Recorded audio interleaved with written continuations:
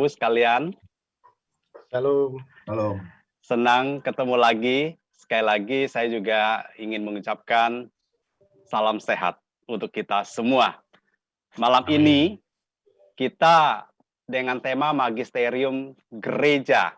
Kalau kita berbicara tentang teologi, kedua berbicara tentang kitab suci, tradisi, dan magisterium, tidak jauh kita selalu mengikutkan dasarnya adalah Katekismus Gereja Katolik satu yang kita kutip nanti akan banyak sekali saya kutip dari sana, dan juga dokumen Konsili Vatikan kedua. Nah, jadi dari kedua buku ini akan banyak sekali disampaikan di dalam pertemuan kita khususnya malam ini dengan tema Magisterium Gereja. Oleh karena itu, mau tidak mau kita harus fokus, ya, harus fokus untuk menyimak apa yang diungkapkan dari dokumen-dokumen gereja, juga apa yang mau disampaikan di sana kaitannya dengan tradisi dan kitab suci. Nah, baik Bapak Ibu, kalau kita melihat tema ini Magisterium Gereja dari tiga pilar gereja Katolik yang utama, kitab suci, tradisi, dan magisterium, tentu kita juga ingin mengenal apa isi magisterium itu dan apakah magisterium itu. Nah, nanti dengan dokumen-dokumen yang disampaikan, yang diberikan, baik itu dari Katekismus Gereja Katolik maupun dari dokumen Konsili Vatikan kedua, saya mencoba menjelaskan satu persatu secara singkat dan jelas. Semoga Bapak Ibu sekalian bisa juga menerima, menyimak apa yang disampaikan malam ini materinya. Nah, minggu lalu ada pertanyaan tentang EN, ya, bahwa nanti akan saya jawab setelah pengajaran ini selesai, karena ini menyangkut Magisterium Gereja. Maka minggu lalu sengaja tidak saya menjawab secara konkret. Nah, malam ini kiranya saya bisa menyampaikannya. Mungkin dengan tidak memberikan jawaban yang konkret pun, Bapak Ibu kalau setelah mengikuti materi magisterium ini akhirnya bisa mendapatkan satu jawaban bahwa apa yang dimaksud oleh gereja dengan EN itu. Baik Bapak Ibu, mari kita coba mentelusuri apa itu magisterium. Apakah magisterium itu? Kalau kita melihat definisi penjelasan dari Katekismus Gereja Katolik, nah ini di bawah juga saya ada melampirkan, adalah artinya wewenang mengajar. Wewenang mengajar ataupun kuasa mengajar. Nah, nanti tentu kita akan bertanya siapa sih yang punya wewenang mengajar itu dan apa fungsinya. Nanti saya akan menjelaskan satu persatu. Kita lihat dulu dari Katekismus Gereja Katolik. Ya, adapun tugas menafsirkan secara otentik Allah yang sabda Allah yang tertulis atau diturunkan itu dipercayakan hanya kepada wewenang mengajar gereja yang hidup, yang kewibawaannya dilaksanakan atas nama Yesus Kristus. Jadi di sini jelas, dalam Katekismus Gereja Katolik mengatakan tugas penafsiran secara otentik sabda Allah yang tertulis itu dipercayakan hanya kepada wewenang mengajar gereja yang hidup. Nah, yang wibawanya dilaksanakan atas nama Yesus Kristus. Ini harus tegas. Nah, kalau kita dengan demikian, apa itu magisterium? Kita melihat tradisi dan kitab suci adalah wahyu kepada keselamatan untuk manusia. Dan ini dipercayakan kepada pimpinan gereja dalam pewartaan dan pengajaran. Nah, oleh karena itu kita lihat berkat adanya magisterium ini dalam gereja, maka terjaminlah bahwa wahyu yang diteruskan secara utuh dan bahwa sabda Allah dalam tradisi dan kitab suci ditafsirkan secara otentik. Nah, lalu pelaku magisteriumnya apa? Pelaku magisterium siapa? Pelaku magisterium adalah seorang guru atau pengajar. Maka dalam bahasa Latin disebut magister. Magister, uskup yang bersatu. Kita tahu uskup adalah puncak pimpinan tertinggi di dalam gereja Katolik, dan dia bersatu dengan Sri Paus menjalankan tugas magisterium atas dasar delegasi atau mandat dari umat, tetapi tidak memerlukan pengesahan umat. Nah, ini jadi jelas ya bahwa seorang uskup bersama dengan Sri Paus itu adalah menjalankan tugasnya sebagai guru, sebagai pengajar atas dasar delegasi atau mandat dari umat. Karena kenapa Bapak Ibu? Berdasarkan dasar delegasi mandat dari umat. Seperti kita umat awam, jika kita tidak diterangkan tentang firman Tuhan, sabda Tuhan, maka kita ketika membaca kitab suci itu kita sendiri pun kita mengalami kebingungan. Ini maksudnya apa? Artinya apa?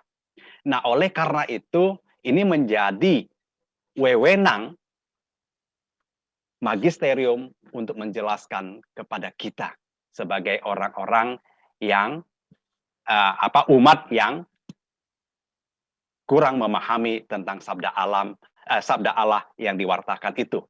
Nah, oleh karena itu supaya kita tidak menafsirkan sabda Allah itu dengan pengertian kita sendiri.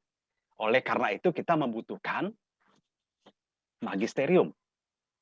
Nah, kira-kira jelas ya untuk pelaku magisterium ini, yaitu kita melihat bahwa adanya magisterium akan terjamin wahyu ilahi itu akan diteruskan secara utuh ya, dan kitab suci ditafsirkan secara otentik.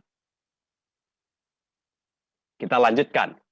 Magisterium atau wewenang atau kuasa mengajar gereja, jabatan pelayanan mengajar di dalam gereja secara resmi ini ditetapkan oleh Yesus sendiri dan diserahkan kepada para rasul supaya diteruskan sampai akhir zaman. Nah, ini kalau kita pahami sampai di sini bahwa magisterium, wewenang kuasa mengajar gereja itu bukan berasal dari manusia itu sendiri, bukan berasal dari pimpinan gereja saja, tapi ini sudah memang ditetapkan oleh Yesus sendiri yang diberikan kepada para rasul itu untuk diteruskan agar sabda Tuhan, tradisi yang dilakukan tidak luntur dan tidak hilang. Nah, oleh karena itu, dalam Kisah Rasul, mungkin Bapak Ibu juga bisa saya ajak untuk membaca kitab sucinya, Kisah Rasul 42, Rasul Paulus,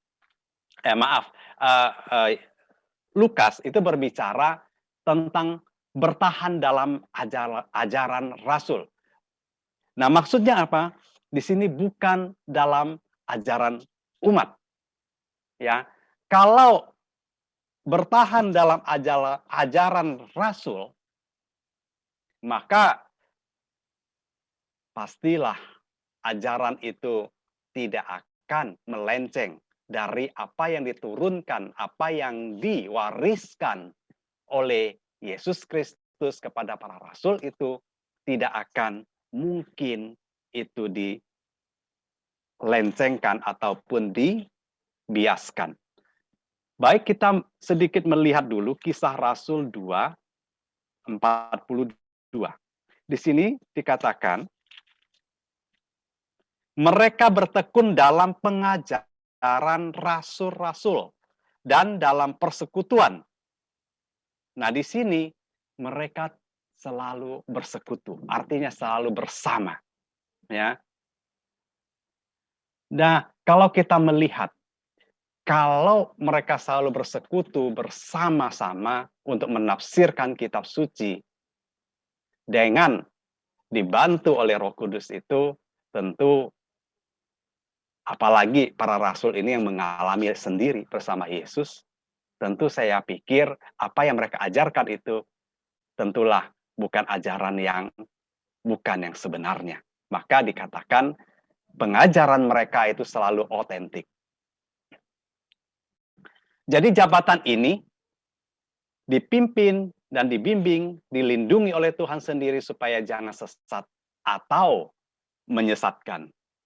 Nah, oleh karena itu dibutuhkan magisterium untuk menjaga itu, wewenang mengajar atau kuasa mengajar gereja.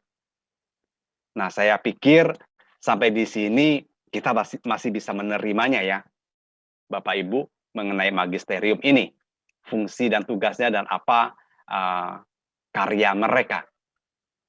Nah, dalam Katekismus Gereja Katolik juga mengatakan di artikel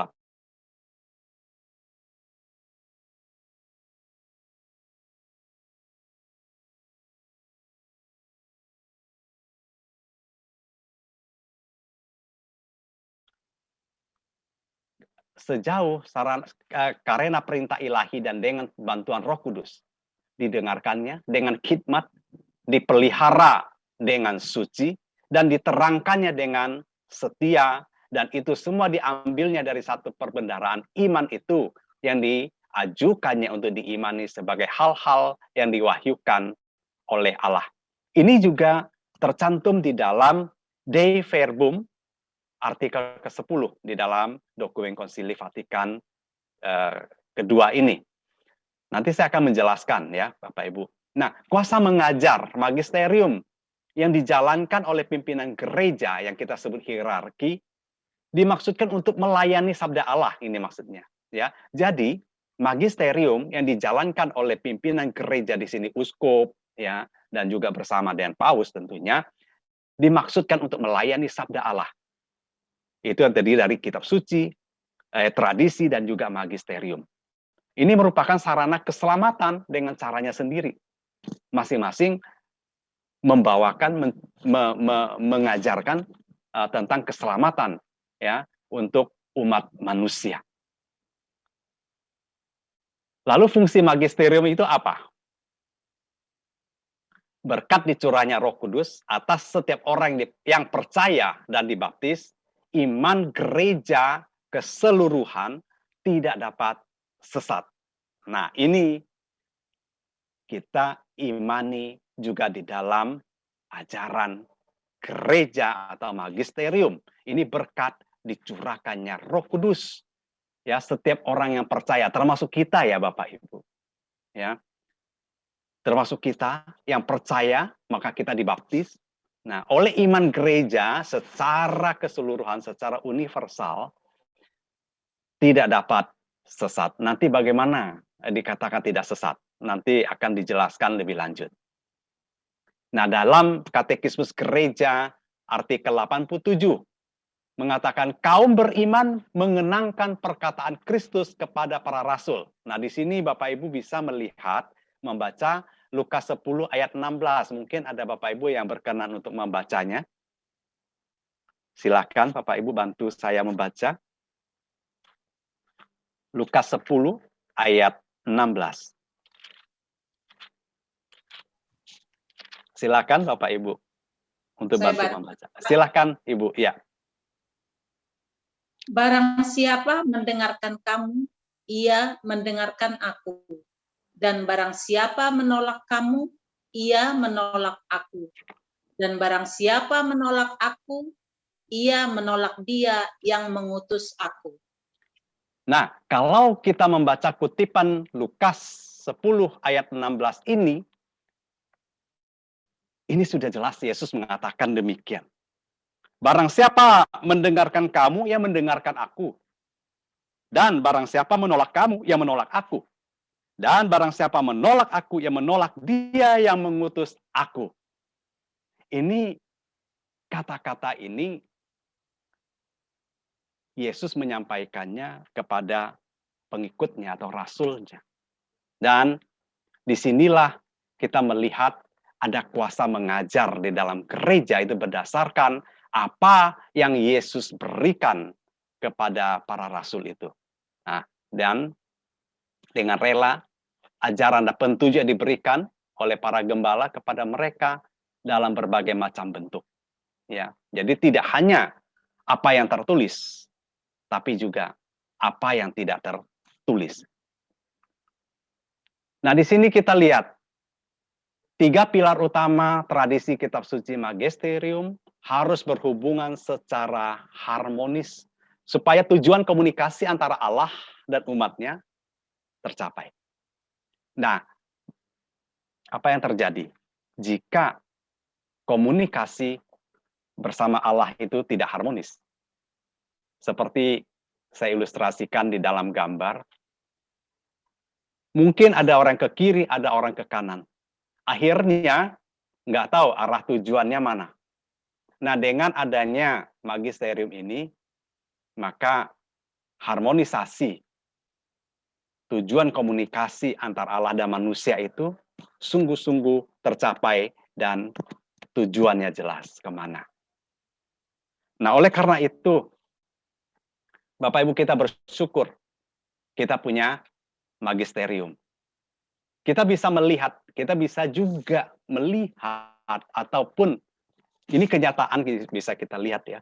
Kalau andai kata tidak ada magisterium, apa jadinya? Akan terpecah-pecah. Ya, kita bisa melihat ya saudara-saudara kita yang lain. Karena mereka tidak punya magisterium ini, akhirnya mereka tercerai-berai. Karena tidak ada yang mengkontrol. Mereka bisa menafsirkan sendiri secara bebas, akhirnya mereka bisa dengan ajaran mereka sendiri akhirnya membuka satu denominasi ataupun sekte dan lain sebagainya. Ya. Dan bahkan mereka tidak ada satu kesatuan bahasa untuk menyampaikan satu tujuan ini, tidak. Hanya di gereja Katolik kita melihat seluruh dunia seia sekata. Karena apa? Karena kita beruntung, kita punya 3 pilar ini, tradisi, kitab suci, dan magisterium untuk menjaga ini supaya ini jangan dilupakan. Baik kitab suci maupun tradisi. Nah, nanti akan kita jelaskan lebih lanjut. Dalam Katekismus Gereja 888, ini angka bagus katanya. Ya, bersama para imam, rekan sekerjanya, para uskup mempunyai tugas utama, yaitu mewartakan Injil Allah kepada semua orang. Seperti yang diperintahkan oleh Tuhan Yesus di dalam Injil Markus 16:15. Mungkin baik juga kita coba melihat isi Markus 16:15. Apa yang dikatakan di sana? Silakan untuk tolong dibacakan lagi, Bapak atau Ibu, silakan. Ya, Pak. Ya, mari. Markus 16:15. Lalu ia berkata kepada mereka, "Pergilah ke seluruh dunia, beritakanlah Injil kepada segala makhluk." Nah, karena amanat agung inilah Yesus yang memberikan amanat. Pergilah ke seluruh dunia, beritakanlah Injil kepada segala makhluk. Jadi, di sini adalah Yesus yang memberikan tugas kepada para rasul itu. Nah, tugas rasul itu siapa yang teruskan? Yaitu adalah uskup-uskup kita, ya, imam-imam kita. Mereka adalah pewarta iman yang mengantarkan murid-murid baru kepada Kristus dan mereka adalah pengajar yang otentik atau mengemban kewibawaan Kristus itu. Nah, ini yang dikatakan oleh Lumen Gentium 25 juga dalam dokumen Konsili Vatikan kedua. Nah, nanti bagaimana penjelasannya ini? Kita lihat dulu tugas magisterium itu apa. 1 adalah mewartakan Injil tadi. Beritakanlah Injil sampai ke seluruh dunia. mewartakan Injil. Kedua, menentukan mana yang termasuk iman rasuli. Nah, sampai saat ini gereja Katolik masih terpelihara ya apa yang diajarkan oleh para rasul sampai saat ini masih kita jalankan. Contoh konkretnya di mana? Di liturgi. Ya, dalam perayaan Ekaristi. Ini diturunkan oleh rasul sampai saat ini tidak berubah. Oleh karena itu, Bapak Ibu, kita jangan kaget kalau memang di dalam liturgi, ya seolah-olah seksi liturgi Keuskupan Agung Jakarta cukup ketat. Ya, misalkan dalam liturgi ordinarium tidak boleh dirubah. Ya, memang itu seluruh dunia seperti itu sudah pakem. Kita nggak bisa merubah sesuai kehendak kita, nggak bisa. Sesuai kehendak pastor, nggak bisa. Itu sudah pakem. Dan kita melihat liturgi dalam gereja Katolik seluruh dunia sama. Bacaan Injilnya, tata perayaannya, semuanya sama. Dimanapun, yang berbeda hanya satu, bahasanya. Ya, kalau di Italia, di Roma bahasa Italia. Kalau di Eropa mungkin ada Jerman, ada bahasa Spanyol, bahasa Inggris dan lain sebagainya. Dan kita di Asia ada Mandarin, Indonesia, bahkan Indonesia ada bahasa Jawa, Batak dan lain sebagainya. Nah, ini kita lihat apakah dalam perayaan Ekaristi itu ada yang beda? Tidak. Hanya bahasanya beda. Kita ikut misa dimanapun juga di belahan dunia ini, Bapak Ibu. Sama, kita tahu bacaan hari Minggu ambilnya dari tahun apa? Kita lihat tahun A misalnya, atau tahun B, tahun C. Kita sudah tahu bacaan Injilnya yang mana. Kita tinggal membaca Injil yang dalam bahasa kita. Nah, tata perayaannya sama. Ketika doa syukur agung kedua dan lain sebagainya, sama.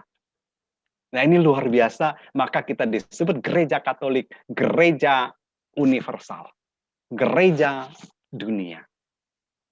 Nah, ini kita lihat kenapa kok bisa sama ya? Kok bisa tetap bacaannya sama, semuanya sama.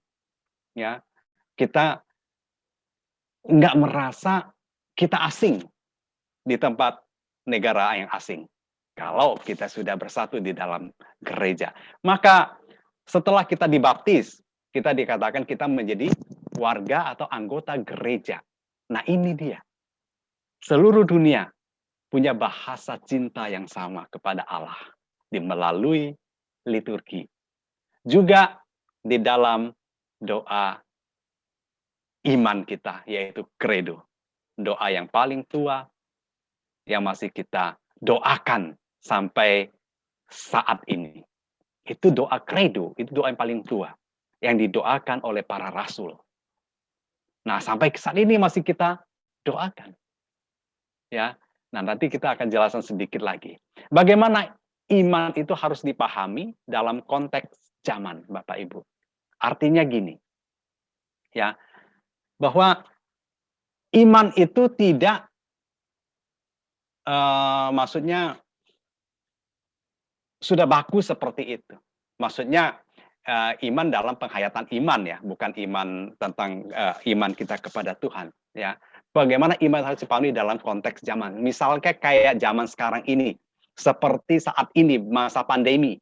Bagaimana kita ikut misa tidak harus datang ke gereja. Kita bisa melalui misa online secara virtual, itu juga kita bisa mengikuti misa. Nah, karena tuntutan bagaimana iman ini harus kita pahami dalam konteks yang sedang terjadi saat ini. Ya. Nah, ini kita lihat bagaimana tugas magisterium inilah yang memberitahukan kita. Sama, kita ikut misa online ya. Kalau kita mengikuti itu adalah tapi yang live ya, bukan yang siaran ulangan. Yang live, yang langsung. Ya, jadi kita ikut bersekutu bersama para imam, yang ikut perayaan itu bersama-sama merayakan Ekaristi. Cuman bedanya di tempat yang berbeda.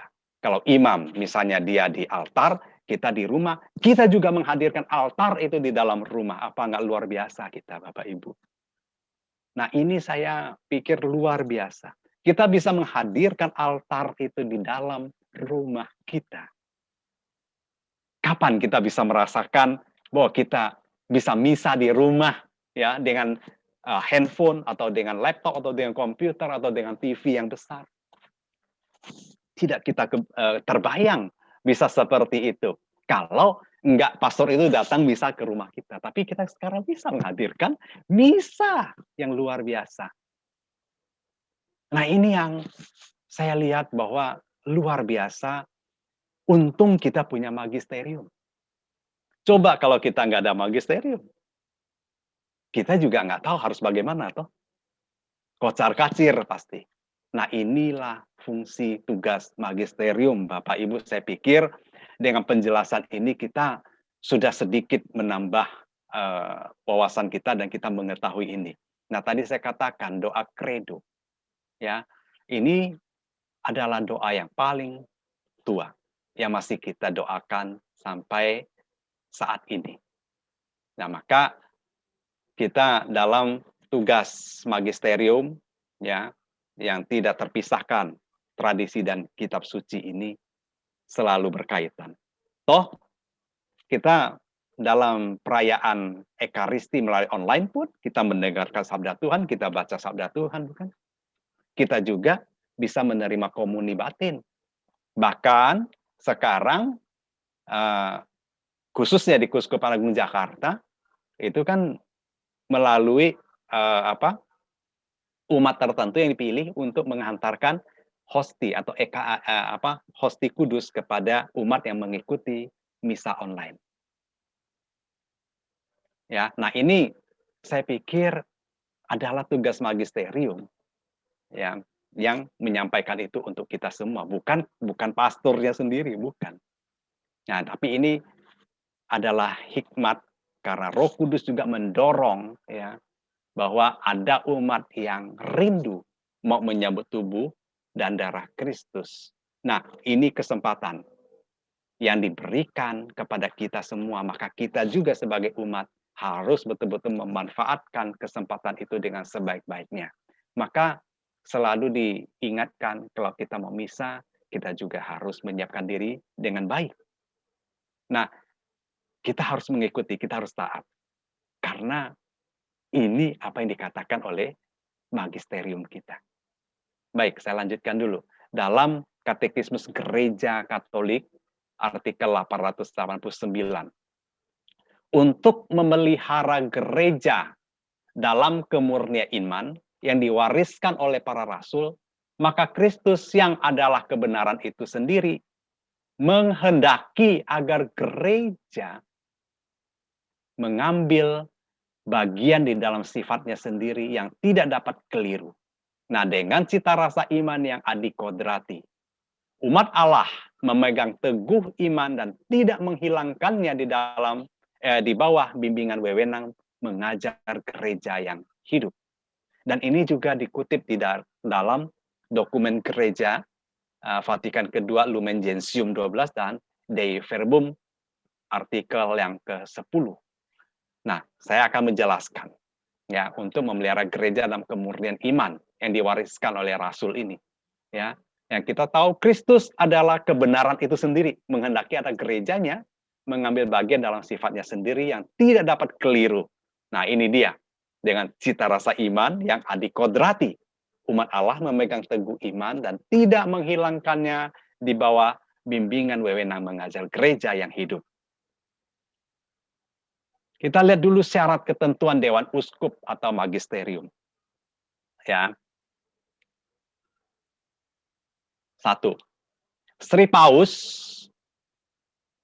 menegaskan maksudnya dia berbicara ex cathedra atau dari kursi pengajar Santo Petrus. Nah, ini syarat ketentuan Dewan Uskup atau Magisterium. Ex cathedra adalah kursi pengajar Santo Petrus, di mana Paus duduk ketika menyampaikan satu keputusan ataupun mengumumkan, menegaskan ya ajaran-ajaran yang disampaikan itu dengan caranya duduk. Nah, kalau duduk artinya adalah menyampaikan sesuatu itu dengan wibawa. Seorang guru yang mengajar itu adalah posisinya adalah duduk, ya bukan berdiri. Nah ini dia berbicara di ex cathedra, artinya berbicara dari kursi pengajaran Santo Petrus. Nah untuk kita sendiri, apakah kita tahu ex cathedra itu kenapa kita disebut katedral, Bapak Ibu ya? Kita Jakarta ada katedral. Nah itu karena dari ex katedral ini juga ya. Kita lihat di katedral, setiap katedral itu pasti ada kursi uskup. Yang kalau di katedral kita di Jakarta, Bapak Ibu lihat di altar sebelah kiri itu ada kursi yang di atasnya seperti ada kanopi gitu. Nah itu ex katedra, itu tempat duduknya kursi Santo Petrus ya. Artinya di situ tempat kursi duduknya uskup atau paus menyampaikan satu amanat ataupun menegaskan sesuatu, mengumumkan suatu pengumuman penting gereja. Nah, tempat duduknya di situ, Bapak Ibu. Ya. Yang kedua, Sri Paus harus menegaskan maksudnya untuk mengungkapkan iman seluruh gereja. Jadi bukan mengungkapkan iman pribadi Paus.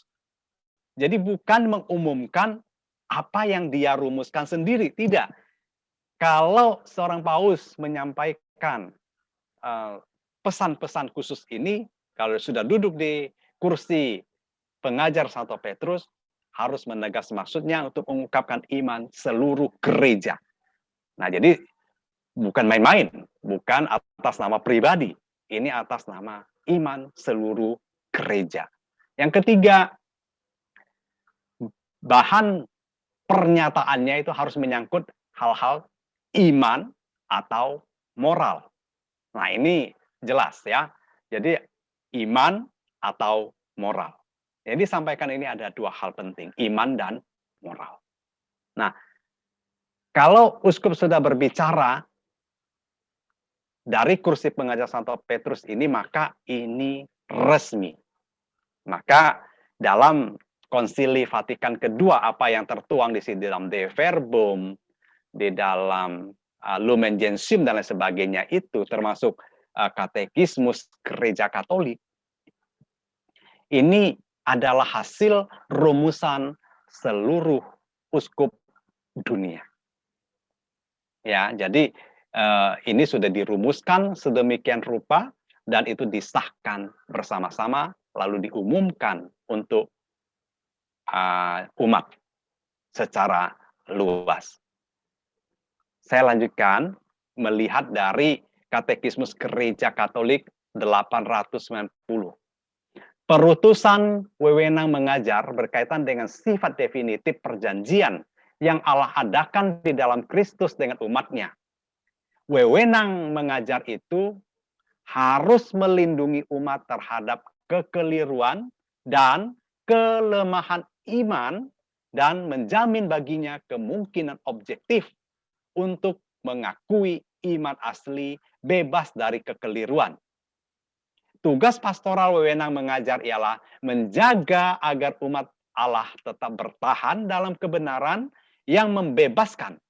Untuk memenuhi pelayan ini, Kristus telah menganugerahkan kepada para gembala karisma, yaitu tidak dapat sesat, dalam bahasa Latinnya infalibilitas, dalam masalah-masalah iman dan susila. Karisma ini dapat dilaksanakan dengan berbagai macam cara. Nah, nanti saya akan menjelaskan. Nah, anugerah infabilitas atau kebal salah atau tidak dapat sesat, ini diwujudkan dalam berbagai macam taraf, Bapak Ibu. Sehingga terdapat ada 3 subjek infabilitas itu. Yang pertama, subjek pertama adalah gereja universal. Gereja sebagai keseluruhan karena kaum beriman diajari oleh Roh Kudus yang ditulis oleh 1 Yohanes ayat 1 Yohanes 2 ayat 20 sampai dengan 27. Kita baca dulu agar kita bisa memahami ini secara keseluruhan. Boleh bantu baca lagi Bapak Ibu?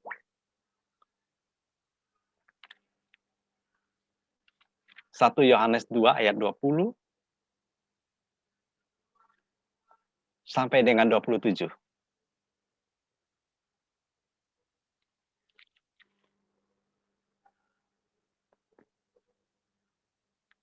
Ada yang bisa bantu saya baca? Saya bantu, Pak. Silakan Ibu. 1 Yohanes ya, Pak? Ya, 1 1 Yohanes 2 Oke. ayat 20. Tetapi kamu telah beroleh pengurapan dari Yang Kudus, dan dengan demikian kamu semua mengetahuinya. Aku menulis kepadamu bukan karena kamu tidak mengetahui kebenaran, tetapi justru karena kamu mengetahuinya, dan karena kamu juga mengetahui bahwa tidak ada dusta yang berasal dari kebenaran. Siapakah pendusta itu? Bukankah dia yang menyangkal bahwa Yesus adalah Kristus? Dia itu adalah antikristus, yaitu dia yang menyangkal baik Bapa maupun Anak. Sebab barang siapa menyangkal Anak, ia juga tidak memiliki Bapa. Barang siapa mengaku Anak, ia juga memiliki Bapa. Dan kamu, apa yang telah kamu dengar dari mulanya, itu harus tetap tinggal di dalam kamu. Jika apa yang telah kamu dengar dari mulanya itu tetap tinggal di dalam kamu, maka kamu akan tetap tinggal di dalam Anak dan di dalam Bapa. Dan inilah janji yang telah dijanjikannya sendiri kepada kita, yaitu hidup yang kekal. Semua itu kutulis kepadamu, yaitu mengenai orang-orang yang berusaha menyesatkan kamu. Sebab di dalam diri kamu tetap ada pengurapan yang telah kamu terima daripadanya. Karena itu tidak perlu kamu diajar oleh orang lain. Tetapi sebagaimana pengurapannya mengajar kamu tentang segala sesuatu, dan pengajarannya itu benar, tidak dusta, dan sebagaimana ia dahulu telah mengajar kamu, demikianlah hendaknya kamu tetap tinggal di dalam Dia. Baik, terima kasih Bapak Ibu. Ini saya pikir cukup jelas apa yang dimaksud di dalam 1 Yohanes 2 ini, di mana dikatakan gereja universal, gereja sebagai keseluruhan karena kaum beriman diajar oleh Roh Kudus itu sendiri. Dan di sini surat ini menyatakan hati-hati dengan antikristus. Kita juga sudah tahu bahwa antikristus ini tidak hanya zaman kita sekarang, tapi dulu-dulu pun sudah banyak. Ya, gereja Katolik itu digoncang kiri kanan, ya, dihempas oleh gelombang yang dahsyat. Inilah kita lihat kenapa gereja Katolik masih tetap bisa bertahan, karena kita bersyukur sekali lagi kita tetap meneruskan apa yang diwariskan oleh Yesus kepada para rasul, dan itu diteruskan oleh Bapak gereja kita sampai kepada magisterium ini.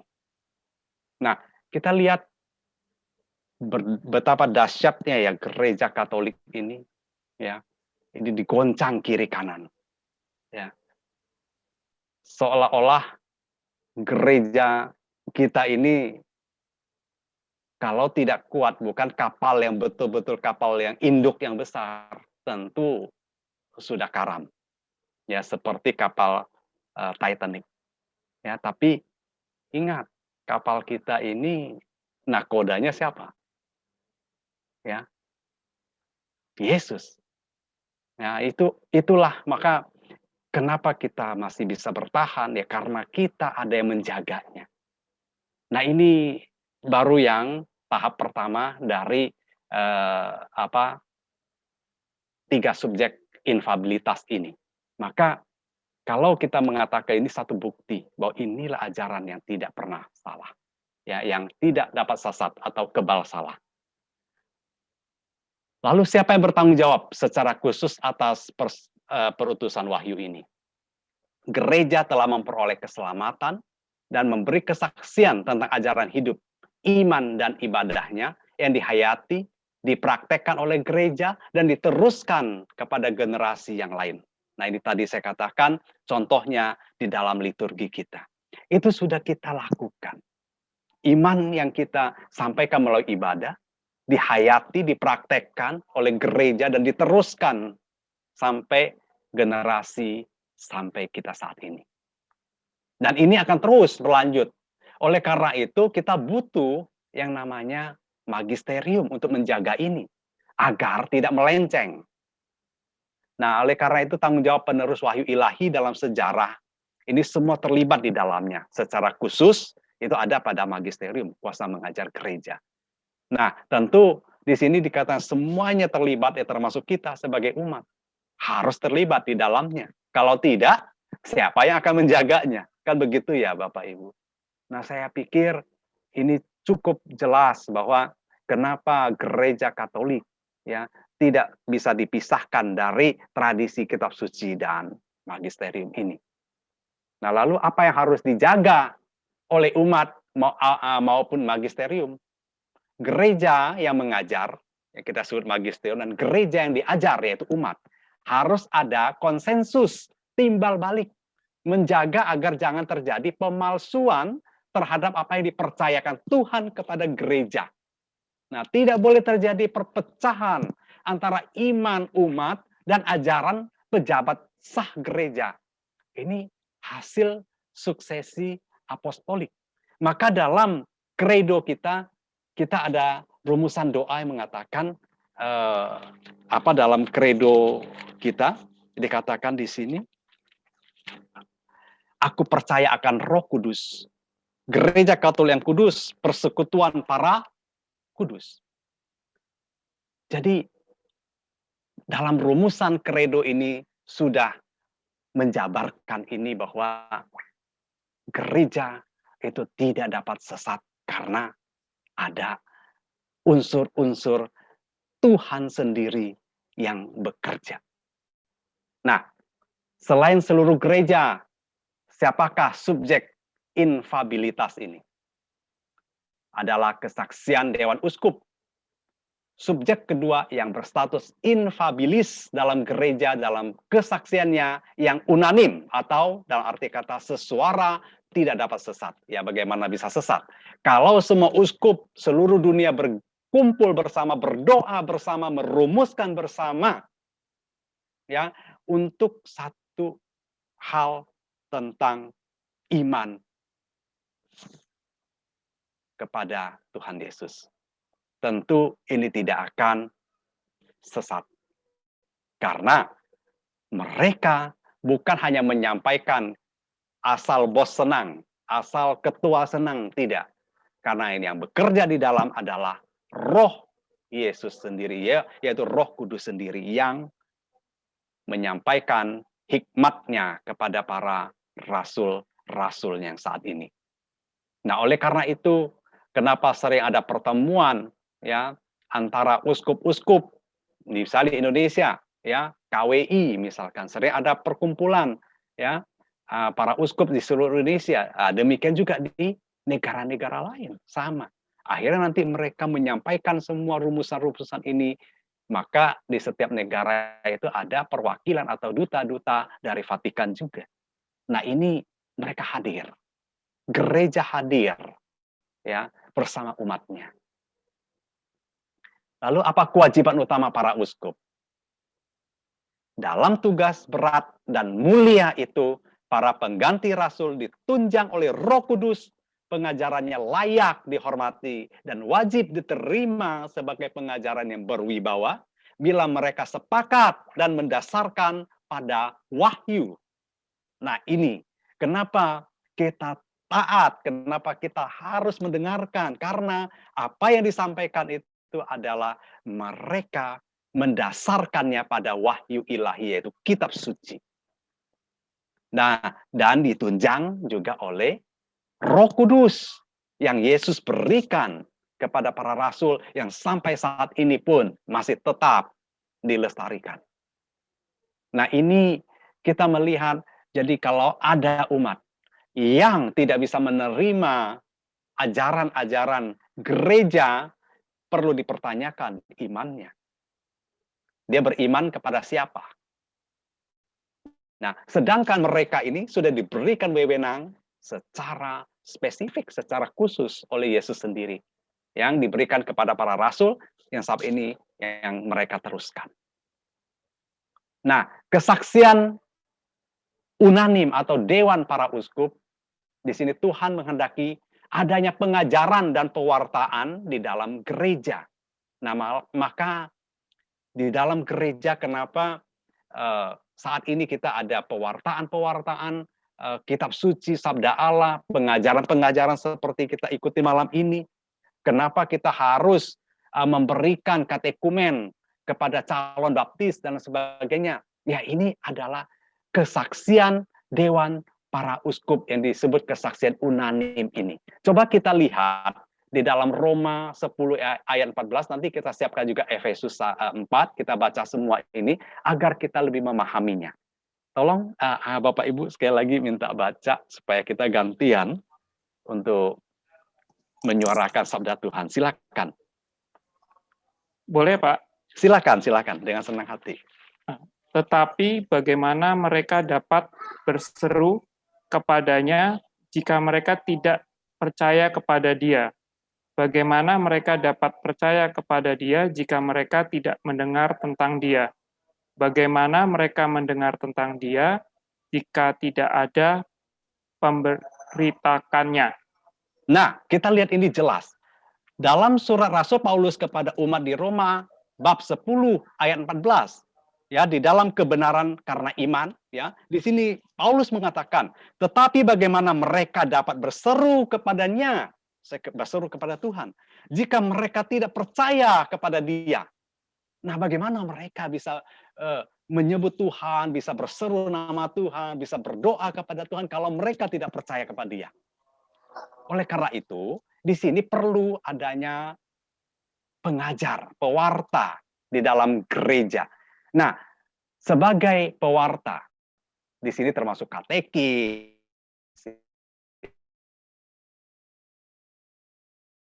ya.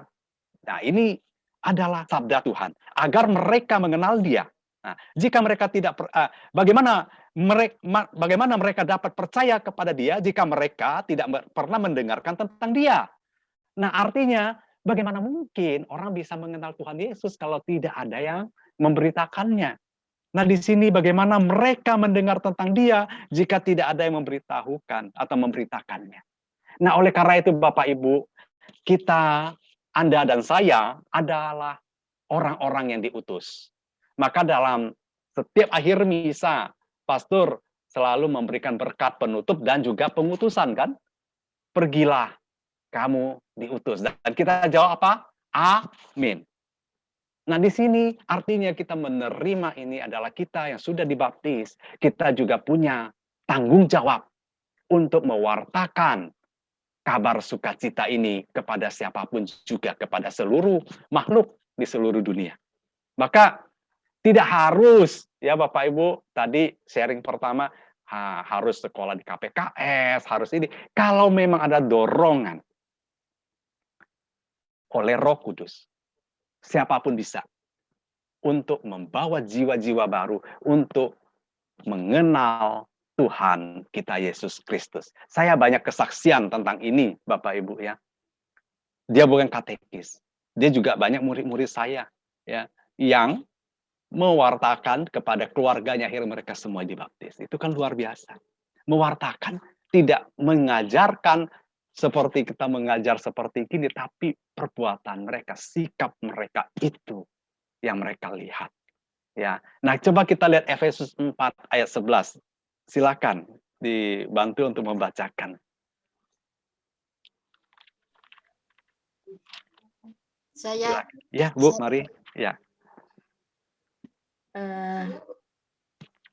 Dan ialah yang memberitakan baik rasul-rasul maupun nabi-nabi baik pemberita-pemberita Injil maupun gembala-gembala dan pengajar-pengajar. Demikian. Ya, terima kasih Bu. Dan ialah yang memberikan baik rasul-rasul maupun nabi-nabi, baik pemberita-pemberita Injil maupun gembala-gembala dan pengajar-pengajar. Nah, di sini kita lihat bahwa yang memberitakan itu tidak hanya nabi-nabi, tapi juga pengajar-pengajar, termasuk kita, Bapak Ibu ya. Nah, 1 Korintus 12 ayat 28. Silakan.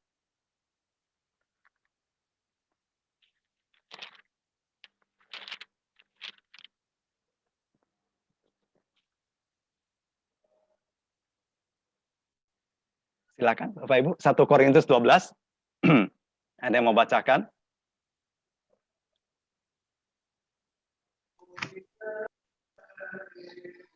Boleh saya lagi, Pak? Iya. Ayo, silakan Pak. Dan Allah telah menetapkan beberapa orang dalam jemaat, pertama sebagai rasul, kedua sebagai nabi, ketiga sebagai pengajar, selanjutnya mereka yang mendapat karunia untuk mengadakan mukjizat, untuk menyembuhkan, untuk melayani, untuk memimpin, dan untuk berkata-kata dalam bahasa roh. Nah, ini jelas ya Bapak Ibu, kita semua masing-masing diberi karunia. Diberi karunia kepada kita masing-masing. Tadi dikatakan, dan Allah telah menetapkan beberapa orang dalam jemaat. Pertama, sebagai rasul. Kedua, sebagai nabi. Ketiga, sebagai pengajar. Bapak Ibu, kita harus peka terhadap panggilan kita. Ya, apakah saya juga terdorong untuk memberitakan kabar sukacita ini? Oleh karena itu Bapak Ibu, jangan menahan panggilan itu. Jangan kita stop hanya untuk diri kita sendiri. Ya, itu harus kita bagikan juga untuk saudara-saudara kita yang lain. Oleh karena itu Bapak Ibu jangan takut, tadi saya katakan, Roh Kudus yang memampukan. Ya, bukan kemampuan diri kita pribadi. Saya, Bapak Ibu, berani menjadi pewarta, menjadi pengajar. Jujur Bapak Ibu, saya tidak bisa apa-apa kalau bukan karena Roh Kudus yang memampukan. Saya sendiri pun merasa tidak pantas. Saya jauh lebih tidak pantas lagi dibanding Bapak Ibu sekalian. Ya, saya manusia yang paling berdosa, saya akuin. Ya. Tapi saya percaya bahwa saya mau dibimbing. Saya mau berubah dengan cara saya mengajar. Bukan hanya mengajar, tapi ini juga akan mengajar pada diri saya sendiri. Ini yang saya alami setiap saat Bapak Ibu. Oleh karena itu, kita jangan takut untuk bersaksi tentang kebenaran-kebenaran Allah. Karena yang kita saksikan bukan diri kita, yang kita bersaksi adalah karena kebaikan Allah itu sendiri dalam kehidupan kita. Nah, oleh karena itu kita berani mengatakan bahwa saya mau siap diutus. Nah, di sini juga kesaksian unanim, dia bertugas menunjuk apa yang harus disebut sesat. Jadi, tidak hanya menyampaikan pengajaran-pengajaran, tapi dia juga harus menyebutkan apa yang sesat itu. Nah, di sini dalam Titus 1 ayat 7 sampai 11 ini sangat jelas. Silakan lagi Bapak Ibu, saya minta tolong dibacakan agar kita bisa memahaminya lebih jelas. Ya Pak. Ya, silakan. Ya. 7 ya Pak ya, mulainya ya. Ya.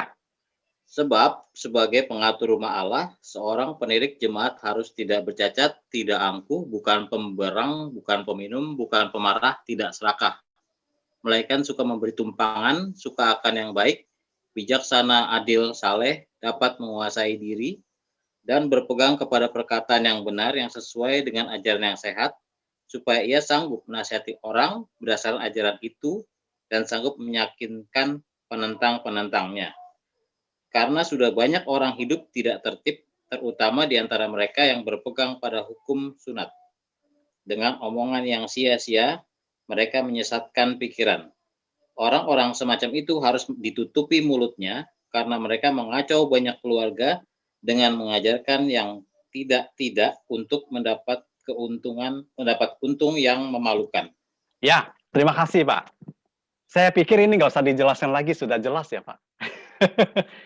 Saya pikir sudah sangat jelas. Ya, seorang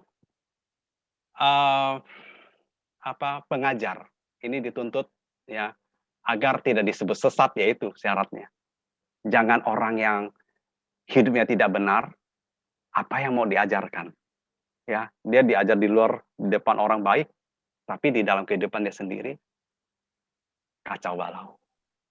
Ini yang menjadi tantangan saya pribadi juga Bapak Ibu. Sekarang saya berani berhadapan dengan Bapak Ibu, mengajar di depan Bapak Ibu sekalian. Bukan saya lebih pintar, lebih hebat, tidak Bapak Ibu. Minta maaf, bukan. Karena saya lebih dahulu tahu, dan saya mau membagikan iman yang saya terima ini, yang saya dapatkan dari Tuhan ini, saya mau bagikan kepada sesama saudara saya. Yaitu Bapak Ibu sekalian. Nah, di sini saya melihat bahwa bukan karena kehendak saya tidak tidak punya cita-cita Bapak Ibu menjadi seorang pengajar, tidak. Tapi dorongan itu kita nggak bisa kabur, tidak bisa lari daripadanya. Ya, seperti Yunus, mau kabur kemanapun tetap nggak bisa. Nah, ini menarik. Itu juga terjadi dalam diri saya, Bapak Ibu. Sebenarnya saya tidak punya tujuan, maksud itu menjadi pengajar, itu tidak. Ya begitu saja mengalir, Bapak Ibu. Tiba-tiba saya bisa ya mengajar, sampai saat ini saya pun tidak tahu hikmat dari mana. Dulu saya gagap, Bapak Ibu. Ngomong aja susah. Ya waktu kecil saya ngomongnya gagap. Artinya siapa yang memampukan saya bisa berbicara seperti ini di depan Bapak Ibu? Itu karena Tuhan Yesus sangat baik kepada saya. Saya mau menjadi pengajar, saya memberi kesaksian dalam iman saya. Itu karena saya sudah mengalami banyak sekali pertolongan Tuhan dalam hidup saya, Bapak Ibu. Saat ini, ya tugas saya adalah mengajar, Bapak Ibu. Ya, saya juga mengajar sekolah, Bapak. Saya guru. Ya, nah ini saya tidak kebayang bahwa saya bisa mewartakan. Dulu saya mau mewartakan Injil, takut Bapak Ibu, karena saya melihat siapa saya. Nah, sekali lagi, dengan saya terjun ke sini, ternyata luka-luka saya, duri-duri saya, segala kejahatan, kejelekan saya, itu juga ternyata pelan-pelan itu bisa dicabut satu persatu.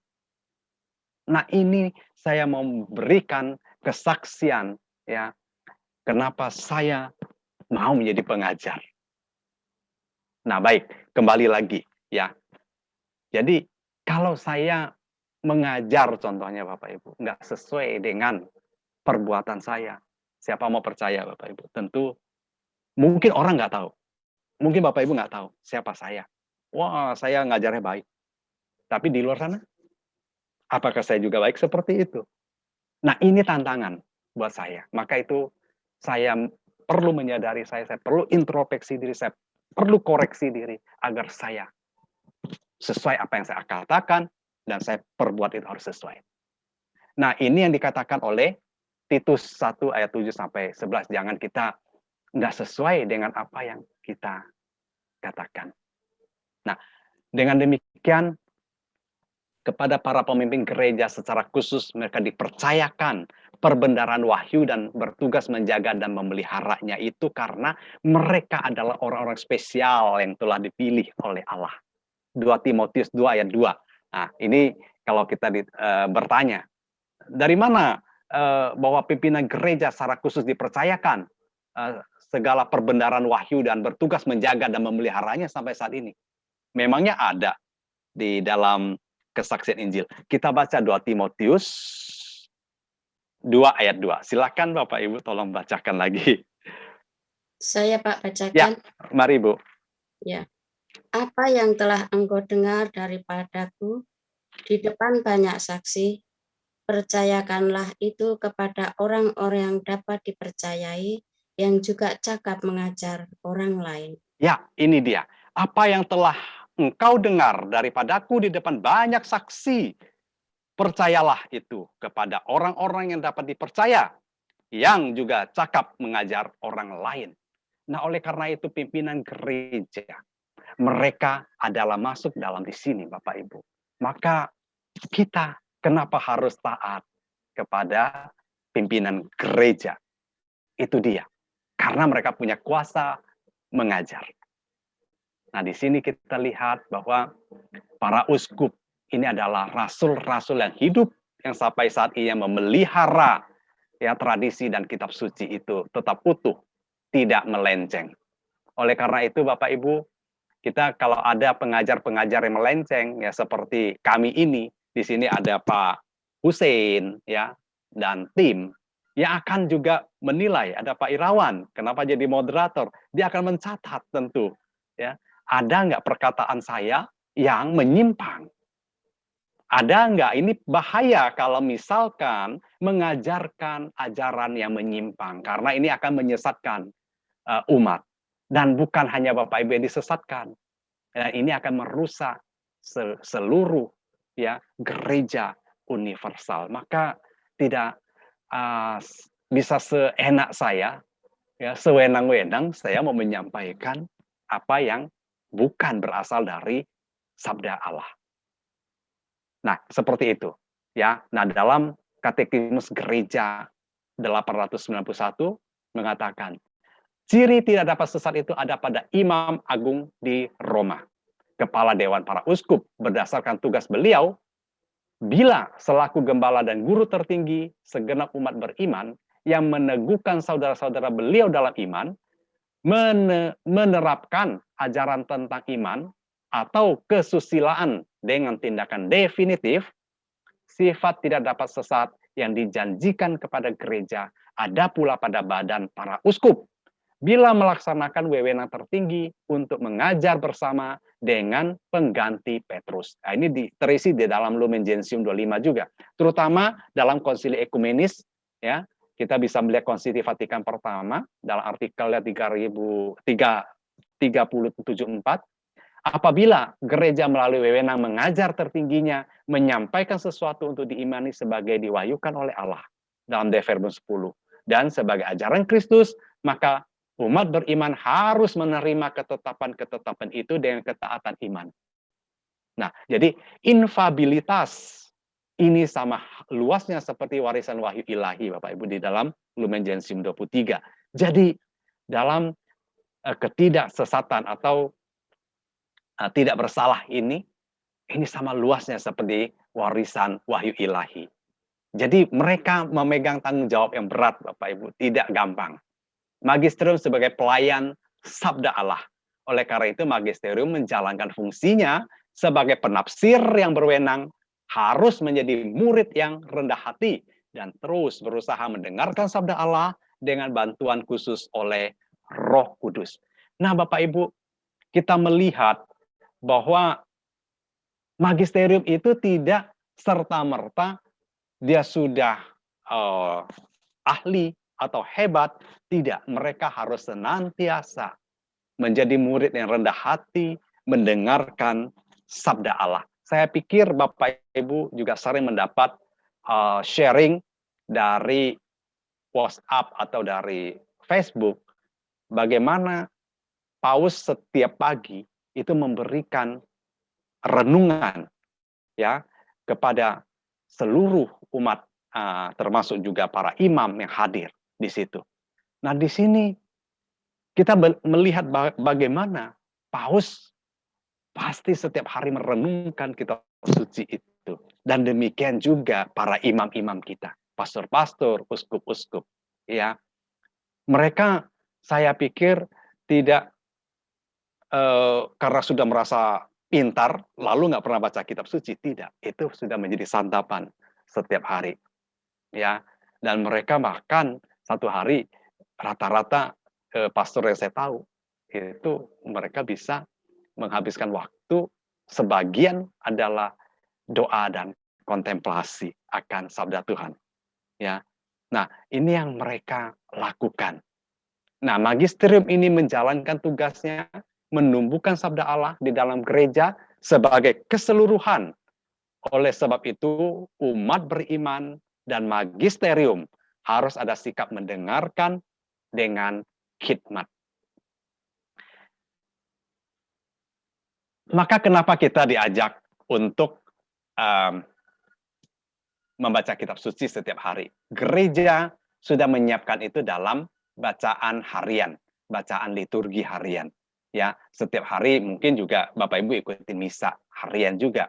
Bahkan sekarang sudah diterbitkan ya buku-buku renungan harian bahkan dalam 1 tahun. Nah, ini adalah agar mengajak umat untuk senantiasa menumbuhkan iman mereka melalui sabda Tuhan di dalam gereja, ya, dan mengajak umat untuk lebih mengenal Allah itu lebih dekat. Oleh karena itu dalam kegiatan Keuskupan Agung Jakarta, Bapak Ibu, berusaha, misalnya dalam 1 tahun itu ada 4 ya kalau nggak salah, ada Advent, Prapaskah, BKSN, ya, dan yang lain-lainnya ada devosi kepada Bunda Maria. Nah, ini 3 ini ada pedalaman kitab suci di dalam lingkungan. Tapi sayangnya umat lingkungan jarang mau hadir kalau menyangkut pedalaman iman. Ya. Kenapa? Karena mereka belum sadar bahwa sabda Tuhan, firman Tuhan itu harus dihidupkan agar iman mereka bisa tumbuh. Nah, oleh karena itu Keuskupan berusaha ya menyampaikan kepada lingkungan-lingkungan ya untuk mengajak lingkungan, setiap lingkungan untuk mengadakan PA, pertemuan Alkitab atau pertemuan iman ini. Pedalaman iman. Nah, oleh karena itu adakan kursus-kursus. Untuk apa? Untuk agar umat awam mengenal sabda Tuhan, agar lebih mencintai sabda Tuhan dan mau terlibat di dalamnya. Karena kenapa? Karena ini warisan Yesus untuk mendengarkan Dia. Bukan untuk memamerkan, wah saya orang beriman. Bukan. Ini sudah menjadi tanggung jawab kita yang sudah dibaptis untuk mendengarkan sabda Tuhan. Oleh karena itu dengan harapan, dengan kursus-kursus ini, ya umat semakin sadar, umat semakin mengerti sabda Tuhan itu penting dalam kehidupan dia. Dan juga kita yang sudah ada panggilan untuk mewartakan. Ayo kita mewartakan di sekitar kita, di lingkungan kita, menjadi fasilitator, ya, menjadi membawa mereka untuk menyemangati mereka agar mencintai kitab suci. Karena apa? Ya karena kita mau meneruskan apa yang diteruskan oleh para rasul ini. Nah, nggak mungkin kan uskup, paus, ya hanya menyampaikan begitu lalu selesai. Nah, ini perlu dihidupkan di dalam pribadi masing-masing, yaitu melalui basis yang paling bawah, yaitu lingkungan. Nah, dengan kalau lingkungannya hidup, otomatis wilayah berkembang, gereja juga hidup. Maka gereja universal akan tercipta menjadi gereja yang kudus. Nah, ini yang diharapkan seperti itu. Ya. Nah, maka dengan adanya kursus ini sebenarnya kenapa kita ajarkan juga tentang teologi dasar ini, biar kita tahu apa itu magisterium, tahu sedikit tentang kitab suci, tahu sedikit tentang tradisi, agar kita nanti ketika ditanya, minimal kita sudah bisa menjawab. Ini loh dasar kitab sucinya, ini loh kenapa. Ya semoga seperti itu ya Bapak Ibu. Saya lanjutkan dulu. Nah, 2 jenis kesepakatan antara uskup dalam ajaran. 1, pengajaran pemberitaan sehari-hari yang disebut Mysterium Universale Ordinarium. Artinya pengajaran universal yang biasa. Dan yang kedua, pernyataan-pernyataan konsili umum yang disebut Magisterium Universale Extraordinarium atau pengajaran universal yang luar biasa. Nah, 2 jenis kesepakatan antar uskup dalam ajaran ini adalah pengajaran pemberitaan sehari-hari ya, yang tadi saya katakan seperti uskup atau paus yang memberikan renungan. Nah, ini adalah pengajaran pemberitaan sehari-hari disebut Magisterium Universale Ordinarium, pengajaran universal yang biasa. Ya, entah itu menyangkut sosial, menyangkut contoh misalnya dalam tema-tema BKSN kita, ya itu kita ambil tema misalkan tentang Pancasila. Ya, itu kan pemberitaan sehari-hari ya, ini pengajaran universal yang biasa. Ya, tapi juga bisa masuk ke dalam pengajaran universal yang luar biasa. Kenapa? Karena ini khususnya yang kita sebut dulu yang dalam yang universal biasa ini adalah untuk kondisi Jakarta pada zaman ini. Ya, di mana Keuskupan Agung Jakarta memberikan tema-tema tentang Pancasila itu karena waktu itu lagi goncang-goncangnya agama itu, wah, menjadi sesuatu yang mengerikan. Ya, nah di sini Keuskupan kita ya melihat bahwa perlu untuk menyadarkan umat bahwa kita ini adalah Pancasila. Maka itu harus kita hidupkan. Untuk hidupkan kembali agar kita tidak, iman kita tidak tergerus, iman kita tidak goncang. Nah, oleh karena itu dengan tema-tema ini mengajak seluruh umat, basis juga ya di lingkungan untuk aktif.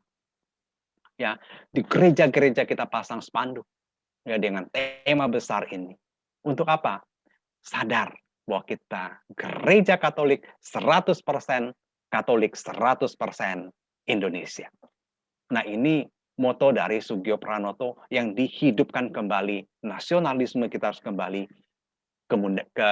dikumandangkan. Dan kita setiap di gereja mendoakan untuk nusa dan bangsa kita, pimpinan pimpinan negara kita. Hasilnya kita lihat luar biasa, Roh Kudus bekerja. Ini suatu kesaksian dalam iman kita yang bisa kita lihat, kita rasakan. Dan memang pelopornya Katolik, tapi kita lihat dampaknya luar biasa. Saudara-saudara muda kita pun ikut mengambil bagian untuk berdoa kepada nusa dan bangsa. Dan tidak hanya itu, saudara-saudara Muslim, ya, mereka selalu menanti-nantikan apa yang akan dilakukan oleh gereja Katolik. Ini pewartaan yang hidup. Tidak usah kita harus gembar-gembor, harus door to door, tapi dengan perbuatan kita yang konkret, ya kita dengungkan itu melalui umat basis, dan itu berkembang. Dan bahkan, Bapak Ibu, itu menjadi topik pembicaraan, bahkan di dalam pemerintahan sendiri pun kita lihat mencanangkan tema-tema itu, apa yang dicanangkan oleh Keuskupan Agung Jakarta. Bapak Ibu nggak tahu perhatikan atau tidak. Ya, nah secara tidak langsung bahwa ini adalah satu pengajaran, pemberitaan Injil ya yang luar biasa. Kalau bukan Roh Kudus yang ikut bekerja, apakah mungkin itu terjadi? Nah, ini kita bisa melihat beberapa butir-butir kesaksian ini yang bisa kita lihat ya. Maka kita bersyukur sekali kita menjadi umat Katolik, Bapak Ibu. Ya. Kita tidak akan bisa gampang digoyang atau disesatkan karena kita ada magisterium yang menjaga kita. Ya, coba kita lihat ya saudara-saudara kita, mereka kocar-kacir karena nggak ada magisterium. Ya, mereka dapat ajaran ini, ikut ke sana, mendapat ajaran ini lagi, bingung, ikut ke sana kemari, akhirnya bingung sendiri, nggak punya pegangan. Nah, kalau kita punya magisterium, kita lihat seluruh dunia tetap sama, tetap bersatu, tetap bulat. Nah, ini kita pernyataan konsili umum yang disebut Magister Universale Ordinarium, ini pengajaran universal yang luar biasa. Ya, kita bisa merasakan, kita bisa menikmati sampai saat ini, Bapak Ibu. Nah, dalam Katekismus Gereja Katolik 892 mengatakan bantuan ilahi juga dianugerahkan kepada pengganti-pengganti para rasul yang mengajarkan dalam persekutuan dengan pengganti Petrus, dan terutama kepada uskup Roma, gembala seluruh gereja, apabila mereka walaupun tidak memberikan ketetapan-ketetapan kebal salah dan tidak menyatakannya secara definitif, tetapi dalam pelaksanaan, wewenang mengajarnya yang biasa mengemukakan satu ajaran yang dapat memberi pengertian yang lebih baik mengenai wahyu dalam masalah-masalah iman dan susila. Umat beriman harus mematuhi ajaran-ajaran otentik ini dengan kepatuhan, kehendak, dan akal budi yang suci. Di dalam Lumen Gentium 25. Yang walaupun berbeda dengan persetujuan iman, namun mendukungnya. Bapak Ibu, kita lihat. Paus kita waktu kunjungan ke Abu Dhabi. Ya, di situ muncul kan ensiklik namanya apa? Fratelli Tutti. Nah, ini apa? Ini adalah satu dokumen yang dikeluarkan oleh Paus di mana mempersatukan ya agama Kristen dan Muslim. Yang mana kita tahu bahwa sudah dikuncang sedemikian hebatnya, akhirnya Paus datang ya berbicara dengan ulama, Imam Agung siapa Al-Fayeh ya, kalau nggak salah, ya saya lupa, maaf. Itu mereka punya kesepakatan untuk membuat satu deklarasi. Dan tahu nggak Bapak Ibu, dokumen yang dikeluarkan oleh Paus kita ini dinanti-nantikan oleh saudara kita, ya Muslim di Indonesia, khususnya dari NU. Mungkin banyak orang Katolik yang belum baca dokumen ini, tapi saudara-saudara kita yang di Muslim di NU, mereka sudah mencari dan membaca itu semua.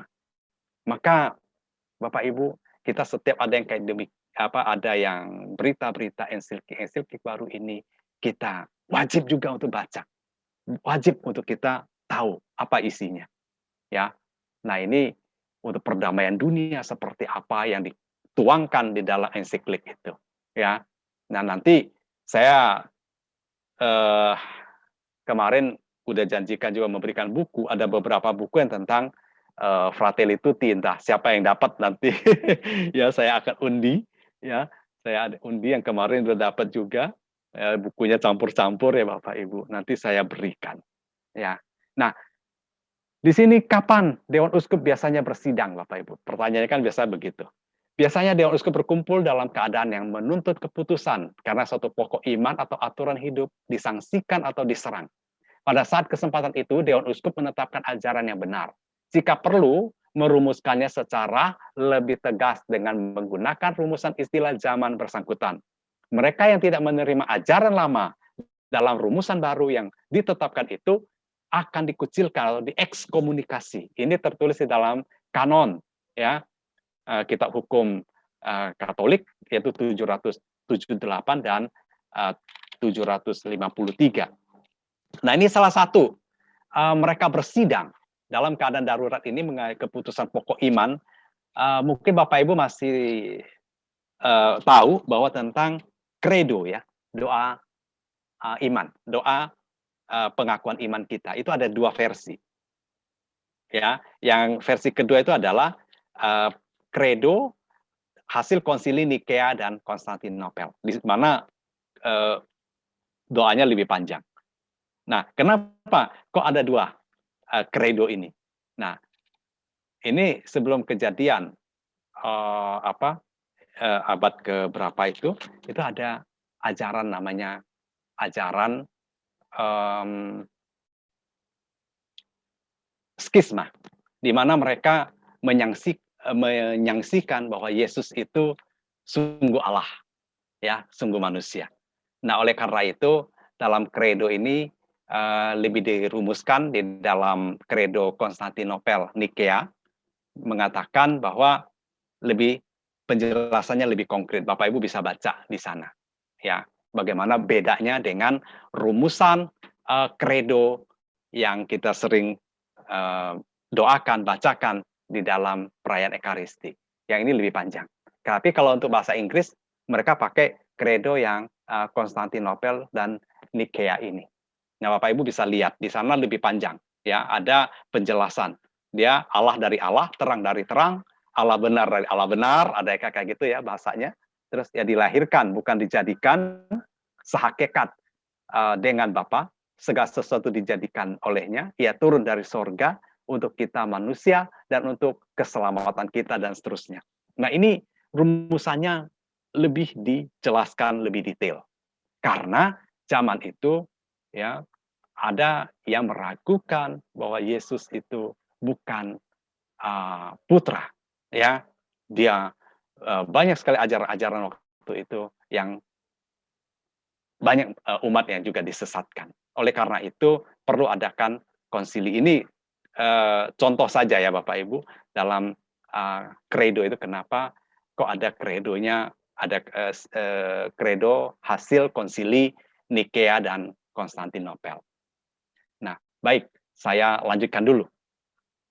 Di sini kalau kita lihat ketua dewan para uskup itu berstatus infabilis dalam gereja itu apa? Memangku jabatan Petrus, yaitu para dewan uskup ini, memangku jabatan Petrus, jabatan itu diberi oleh Kristus sendiri demi mempertahankan kesatuan gereja. Dan jabatan khusus ini kita sebut primat, yaitu kedudukan pertama atau yang utama. Ketua dan menjadi hak setiap pengganti Petrus. Nah ini yang menduduki jabatan ini, ya, yaitu Paus kita yang terpilih, mereka yang menduduki memangku jabatan Petrus yang kita sebut primat, ya, sebagai ketua, ya, menjadi hak setiap pengganti Petrus ini kita sebut primat. Nah, primat dipercayakan kepada setiap uskup Roma, ya. Jadi Paus itu adalah uskup Roma, ya. Dia uskup, dia juga uskup, cuman dipilih menjadi pemimpin.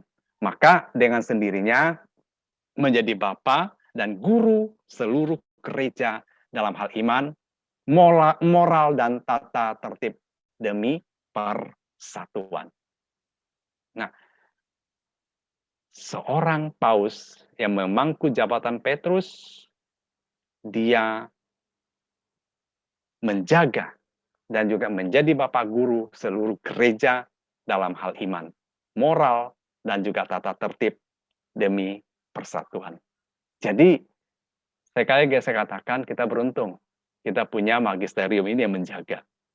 Ya, dan ini tentu Paus tidak bekerja sendiri. Dia dibantu oleh kardinal. Ya, maka diangkat kardinal-kardinal juga termasuk kardinal kita Ignatius Suhario. Ya, sebagai pembantu uskup di Roma. Nah, ini kita lihat bahwa gereja Katolik yang universal ini ya seluruh dunia suaranya, ya, gaungnya sampai ke seluruh dunia. Nah, yang ketiga, ketua dewan para uskup yang memangku jabatan Petrus yang diberikan tugas kepada gerejanya yaitu untuk memperteguh kesatuannya. Nah, dalam Yohanes 1 ayat 42 dan juga Matius 16, 17, 18, ya kita baca, Bapak Ibu bisa tolong saya baca lagi, Yohanes 1, 42, apa yang dikatakan di situ.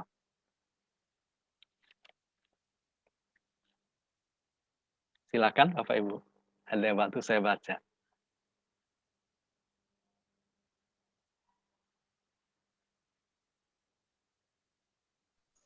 Ada lagi ya, Pak? Lagi ya. Mari. Oke, nanti giliran. Yang Matius juga. Silakan. Mungkin Ibu dulu. Oh, baik. Ia membawanya kepada Yesus. Yesus memandang dia dan berkata, "Engkau Simon anak Yohanes, engkau akan dinamakan Kefas," artinya Petrus. Baik, sebentar. Ini mengenai Simon ya, mengganti nama menjadi Kefas ya. Nah, kita lihat di Matius 6, 16, 17, 18. Silakan, Pak. Kata Yesus kepadanya, 16 ya Pak, sorry. Ya. 17, 18. Kata Yesus kepadanya, "Berbahagialah engkau, Simon bin Yunus, sebab bukan manusia yang menyatakan itu kepadamu, melainkan Bapakku yang di surga. Dan aku pun berkata kepadamu, engkau adalah Petrus, dan di atas batu karang ini aku akan mendirikan jemaatku, dan alam maut tidak akan menguasainya. Baik, terima kasih. Kita sudah lihat ya. 1 Yohanes 42 ya, sudah Yesus mengatakan namamu bukan lagi siapa? Menjadi namanya Kefas. Kefas. Nah, di sini di dalam Matius 16 dikatakan, dan aku pun berkata kepadamu, engkau adalah Petrus, dan di atas batu karang ini aku akan mendirikan jemaatku. Di sini jemaatku, Bapak Ibu. Terjemahan aslinya itu adalah gereja. Jemaatku, kalau Bapak Ibu membaca jemaatku, itu adalah gereja. Ya, aku akan mendirikan jemaatku. Artinya, aku akan mendirikan gerejaku. Dan alam maut tidak akan menguasainya.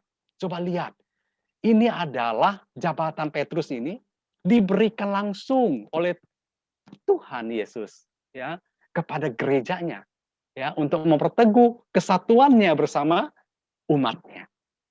Ini kitab sucinya Bapak Ibu. Kalau Bapak Ibu mau tahu ya, coba kita lihat Lukas 22 31 32. Mungkin akan lebih jelas lagi. Silakan. Boleh saya baca? Silakan, Bu. Simon, Simon, lihat, iblis telah menuntut untuk menampi kamu seperti gandum. Tetapi aku telah berdoa untuk engkau, supaya imanmu jangan gugur. Dan engkau, jikalau engkau sudah insaf, kuatkanlah saudara-saudaramu. Lihat, di sini Simon, Petrus, ya, Kefas yang Tuhan berikan untuk mendirikan jemaatnya, gerejanya di atas dia, itu pun mengalami kegoncangan. Dia juga digoda oleh iblis. Tapi disinilah maka dituntun oleh Roh Kudus. Yesus mendoakan. Yesus bilang, saya mendoakanmu. Ya, supaya dia tidak jatuh.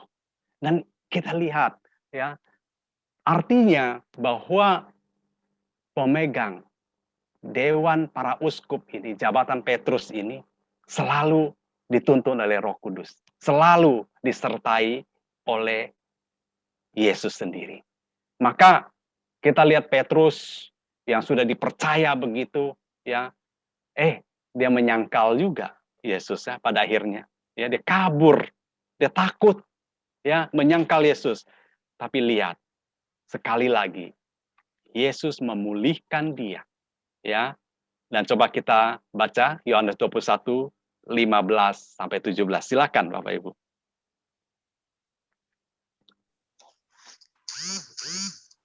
Saya ingin baca, Pak.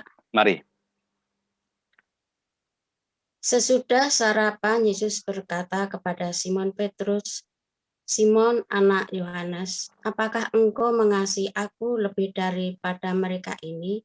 Jawab Petrus kepadanya, benar Tuhan, engkau tahu bahwa aku mengasihi engkau. Kata Yesus kepadanya, gembalakanlah domba-dombaku. Kata Yesus pula kepadanya untuk kedua kalinya, Simon anak Yohanes, apakah engkau mengasihi aku? Jawab Petrus kepadanya, benar Tuhan, engkau tahu bahwa aku mengasihi engkau. Kata Yesus kepadanya, gembalakanlah domba-dombaku.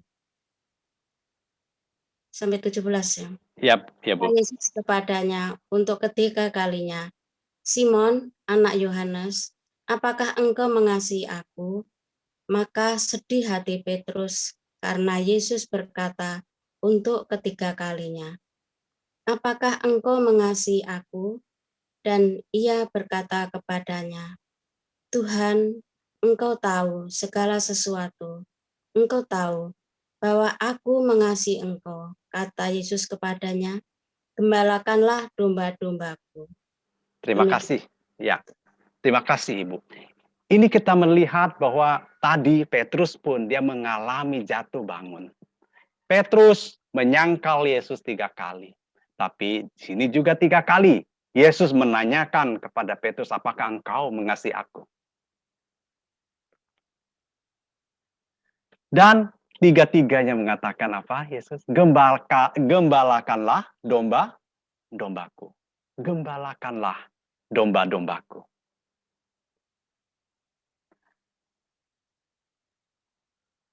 Sini jelas Bapak Ibu bahwa ketua Dewan para Uskup, kenapa dikatakan mereka itu selalu disertai oleh Roh Kudus, dan mereka kenapa dikatakan mereka tidak sesat dalam pernyataan-pernyataan mereka, karena mereka dituntun oleh Roh Kudus itu. Walaupun ya mereka pernah menyangkal Yesus, pernah jatuh ya digoda oleh iblis, tapi Roh Kudus akan menguatkan mereka. Jadi para ketua Dewan Uskup yang memangku jabatan Petrus ini, ya paus, uskup-uskup kita yang diberikan Tuhan kepada gereja untuk memperteguh kesatuannya bersamanya, juga bersama umat tentunya. Nah, maka kenapa setiap kita itu punya uskup? Nah, ini kita makin jelas ya dengan adanya magisterium ini, maka kita akan dituntun juga oleh Roh Kudus itu menuju kepada kebenaran sabdanya. Nah, kapan ketua Dewan Uskup menjalankan kuasanya yang khusus? Nah, ini menarik ya. Kapan sih? Di sini Uskup Roma dapat menjalankan kuasanya yang khusus dengan beberapa cara, antara lain melalui konsili umum, penyelidikan pendapat gereja di seluruh dunia. 3, sinode partikular sidang yang dihadiri oleh sejumlah uskup saja.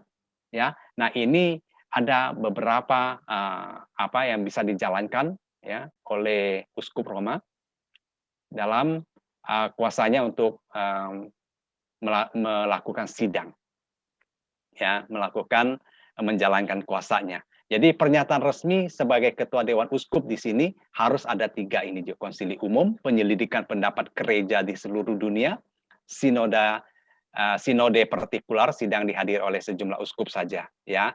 Nah, ini bisa Dewan Uskup menjalankan kuasanya secara khusus.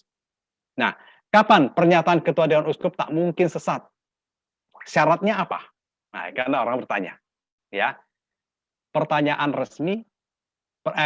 resmi Uskup Roma dengan bantuan Allah mengakui kesatuan sesuai dengan kitab suci dan tradisi apostolik. Maka berhak memaklumkannya kepada seluruh gereja dengan 3 syarat. Nah, 3 syaratnya ini apa lagi? 1, menyatakan bahwa ia berbicara tadi ex cathedra, berbicara dari kursi Petrus. Kedua, menyatakan bahwa ia bermaksud mengungkapkan iman seluruh gereja. Ketiga, pernyataannya harus menyangkut iman atau moral. Nah, kalau pertanyaannya, kapan pernyataan ketua Dewan Uskup tak mungkin sesat dan syaratnya apa? Ini syaratnya, ada 3. Ya. Nah, kalau pernyataannya itu pernyataan resmi uskup, itu sesuai dengan kitab suci dan tradisi apostolik. Nah, itu berkaitan satu dengan yang lain, ya. Nah, secara yuridiksi wewenang magisterium kepausan itu dirumuskan dalam hukum kanonik, ya. Kita bisa baca di sana di kanon 749.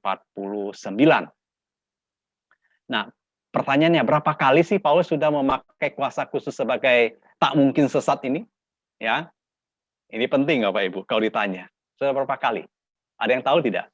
2 kali. Wah, siapa ini? Saya kasih buku ini. Saya Pak, saya Michael Pak. Oke, dicatat ya Pak Irawan. Pak Michael, thank you. Apa saja Pak Irawan?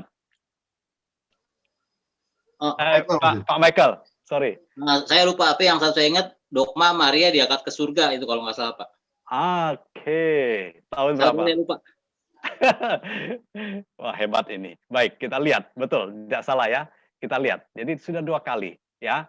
Paulus memakai kuasa khusus sebagai tak mungkin sesat. Dalam ajaran gereja, kuasa kebal salah dipakai oleh uskup 2 kali.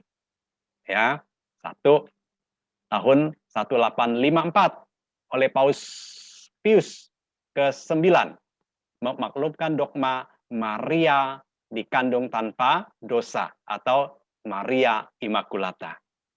Yang kedua, yang dimaklumkan adalah tentang Maria Assumpta di tahun 1950 oleh Paus Pius ke-12. yang memaklumkan dogma Maria diangkat ke surga dengan jiwa raganya. Nah, ini 2 kali ya dalam sejarah gereja kuasa kebal salah dipakai oleh uskup Roma. Ya, Bapak Ibu, jadi semakin kita tahu ya bahwa ternyata sudah pernah dipakai 2 kali. Sampai saat ini ya baru 2. Oke, saya lanjutkan dulu. Lalu apa sih arti dogma? Kita tadi sudah berbicara tentang dogma. Apa itu dogma? Ada yang tahu Bapak Ibu, dogma itu apa? Kira-kira apa ya dogma ya? Menurut pengertian Bapak Ibu ada yang tahu nggak? Kira-kira apa? Coba.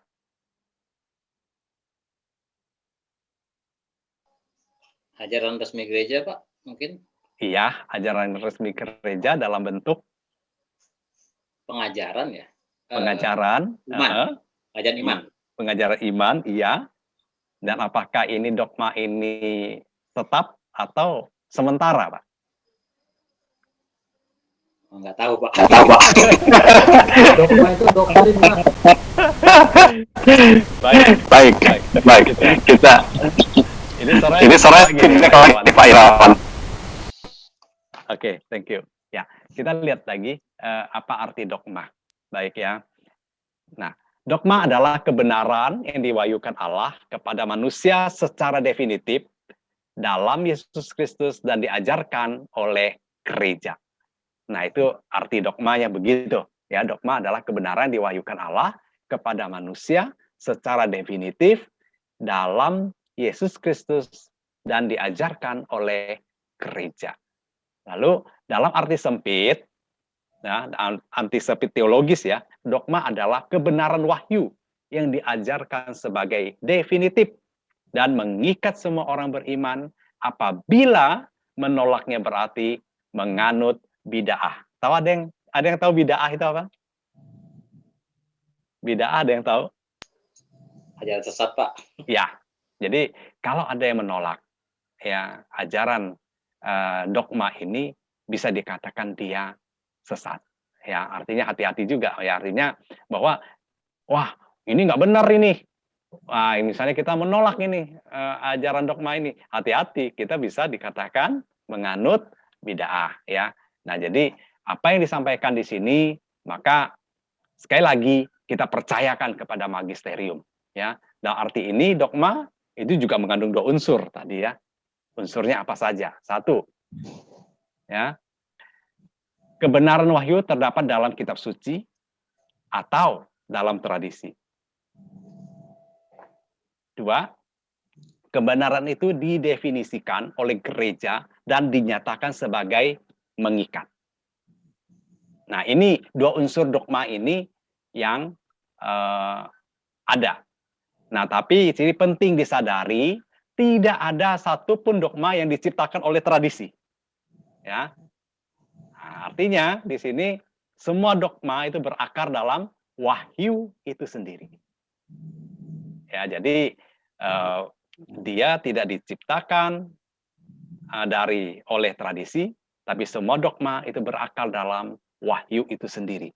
Jadi dogma itu adalah berdasarkan apa yang dikatakan di dalam kitab suci, kebenaran wahyu yang terdapat dalam kitab suci, dan juga tradisi, dan kebenaran itu didefinisikan oleh gereja dan dinyatakan sebagai yang mengikat. Nah, kita lihat definisi kebenaran. Ya, kebenaran dalam sini rumusan dogmatis. Ya, ini terjadi lewat apa saja? 1, magisterium, magisterium umum dan biasa. Oleh para uskup, seluruh gereja lewat ajaran yang sama dan berkesinambungan.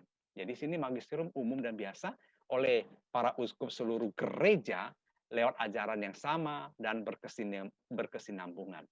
Jadi di sini ada selalu berkesinambungan, tidak putus ya antara uskup-uskup di seluruh dunia ini. Ya, dan ini magisterium umum dan biasa. Lalu yang kedua, keputusan konsili ekumenis. Maksudnya ekumenis di sini adalah suara secara keseluruhan gereja. Nah, pernyataan Paus ex cathedra ini penting. Ya, Paus akan menyatakan itu di dalam semua definisi kebenaran ini, rumusannya harus lewat juga diumumkan melalui kursi Petrus. Nah, kita tambahan saja ilmu yang meneliti dogma, kita sebut dogmatika.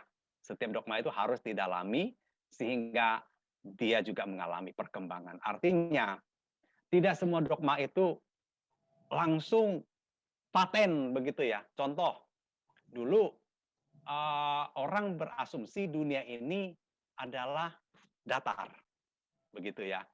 Nah, setelah Columbus menemukan bahwa ternyata dunia itu bulat. Nah, itu kan juga sempat terjadi pertentangan ya. Dulu ya ceritanya. Gereja tidak menerima itu gitu. Nah, itu akhirnya dengan berkembangnya ilmu pengetahuan, sains, maka gereja akhirnya menerima. Dan hal ini gereja juga mengakui ya kesalahan-kesalahan itu. Nah, demikian juga waktu pertama kali ditemukannya planet apa begitu. Nah, itu juga sempat gereja menolaknya. Tapi akhirnya dengan berkembangnya ilmu, maka itu akan berubah lagi ya. Karena zaman ke zaman dengan berkembangnya teknologi dan ilmu pengetahuan, maka gereja Katolik selalu terbuka. Selalu terbuka, tidak menutup diri dengan kemungkinan-kemungkinan yang ditemukan, pertemuan-pertemuan baru melalui saintis juga. Ya, nah maka gereja Katolik itu tidak kaku. Kalau orang bilang gereja Katolik kaku itu salah besar. Ya, tidak. Gereja Katolik selalu mengikuti perkembangan zaman tadi yang awal-awal saya ceritakan tadi. Ya, tidak kaku seperti itu 100%. Kalau kaku, ya bagaimana mungkin kita sampai saat ini kita ada bisa misa online, ya kan? Itu salah satu contoh. Ya, buktinya gereja juga mengikuti perkembangan zaman. Nah, sekarang kita juga bahkan pewartaan melalui teknologi, melalui virtual, ya. Yang selama ini mungkin kita juga tidak membayangkan bahwa kita ingin belajar, ingin ke gereja, tidak harus datang ke gereja. Saat ini, ya, kita bisa belajar di rumah kita masing-masing, bahkan di kamar kita sendiri. Nah, ini kan harus dinamis, arti kata ikut perkembangan zaman. Nah, inilah salah satu contoh ya, dogma itu ya harus mengikuti perkembangan zaman. Oke. Nah, magisterium tadi dikatakan adalah guru ya, tapi dia juga sekaligus murid. Magisterium sebagai guru pengajar, sekaligus dia murid. Tujuan magisterium menafsirkan perbendaharaan wahyu secara otentik adalah untuk menjamin kemerdekaan anak-anak Allah dalam Yohanes 8, 32, mungkin bisa kita baca biar lebih jelas di sini maksudnya. Bisa tolong dibacakan.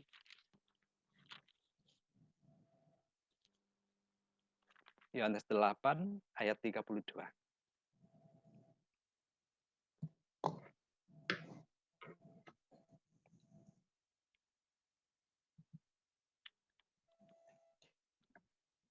Ya, Pak.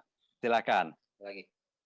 Dan kamu akan mengetahui kebenaran, dan kebenaran itu akan memerdekakan kamu. Ya, dan kamu akan mengetahui kebenaran, dan kebenaran itu akan memerdekakan kamu. Jadi di sini tujuan magisterium adalah menafsirkan perbendaharaan wahyu secara otentik adalah untuk menjamin kemerdekaan anak-anak Allah. Ya, kemerdekaan anak-anak Allah siapa? Adalah kita sebagai umatnya. Ya, agar kita betul-betul kita tidak kita tidak dikungkung oleh hak bebas manusia itu, ada kehendak bebas manusia yang diberikan Allah kepada kita. Ya, manusia itu punya kehendak bebas. Ya, oleh karena itu sabda Tuhan melalui magisterium ini untuk menjelaskan, menafsirkan semua dari wahyu itu secara otentik untuk kita, untuk menjamin kemerdekaan kita semua. Nah, kemerdekaan sabda Allah harus dijamin oleh magisterium sebab instansi tertinggi gereja bukan magisterium, melainkan sabda Allah itu sendiri. Jadi, jangan kita menganggap bahwa kemerdekaan sabda Allah harus dijamin oleh magisterium, lalu bahwa instansi ini harus kita tunduk, tidak. Magisterium harus tunduk kepada sabda Allah. Jadi bukan magisterium sendiri yang membuat satu pernyataan, melainkan melalui sabda Allah ini. Ya, kira-kira seperti itu penjelasannya ya. Nah, seluruh gereja termasuk magisterium itu harus tunduk. Nah, ini kepada sabda Allah. Ya, harus tunduk kepada sabda Allah.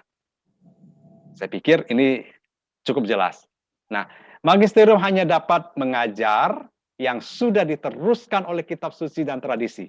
Hanya dapat mengajar yang sudah diteruskan oleh kitab suci dan tradisi. Artinya, dia tidak bisa mengajar apa yang menurut pendapat pribadi atau mendapat pribadi beberapa kelompok orang, tidak. Ini harus diteruskan, dasarnya tetap kitab suci dan tradisi, artinya yang diteruskan oleh para rasul itu. Itu yang harus mereka ajarkan, yang mereka lestarikan. Maka magisterium terus mencari arti yang dimaksud Allah dalam sabdanya atau melalui wahyunya. Maka magisterium di sini harus dengan rendah hati, senantiasa mendengarkan, peka terhadap sabda Allah. Nah, berhadapan dengan wahyu, setiap anggota gereja adalah murid yang rendah hati dan harus senantiasa mendengarkan sabda Allah. Selaku pembimbing keseluruhan, magisterium harus mendengarkan sabda Allah secara sangat intensif. Dalam tugas yang berat, magisterium didampingi oleh Roh Kudus secara khusus. Nah, di sini guru sejati satu-satunya bagi gereja adalah Kristus. Jadi kita sudah jelas di sini bahwa magisterium ya tidak ada lagi kita mendengar, wah ini ajaran Paus, bukan ajaran Paus, tapi ini ajaran bahwa Paus menyampaikan ini berdasarkan satu suara untuk seluruh gereja universal. Ya, melalui penyampaiannya melalui kursi Petrus itu ex cathedra. Ya, jadi mereka semua dituntun didampingi oleh Roh Kudus secara khusus. Ya, maka guru sejati satu-satunya bagi gereja adalah Kristus itu sendiri, bukan manusia. Ini sudah jelas ya. Lalu bagaimana koeksistensi magisterium, kitab suci dan tradisi? Ketiga pilar ini selalu ada bersama di dalam gereja dalam arti mutlak, de jure, bukan de facto. Nah, ketika wahyu mencapai puncaknya dalam masa perjanjian baru, magisterium belum ada, Bapak Ibu. Belum dibutuhkan karena belum perlu ada magisterium karena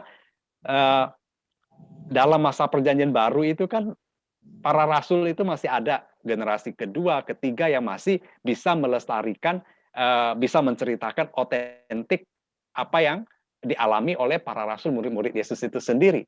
Nah, ketiganya diperlukan sejauh meneruskan dan menyimpan seluruh harta wahyu, karena tradisi itu selalu tumbuh, berkembang, maka perlu dihadapkan pada instansi yang asli yang terdapat dalam kitab suci, yaitu kesaksian iman lestari. Maka magisterium wajib menjaga kualitas tradisi ilahi rasuli ini. Kenapa? Karena banyak sekali tradisi-tradisi yang berkembang setelah itu. Ya, yang jelas bukan tradisi rasuli. Ya, tradisi-tradisi kebiasaan entah terkontaminasi dengan kebudayaan setempat, ya, terus berkembang begitu, ya. Nah, disinilah magisterium dibutuhkan. Bukan begitu.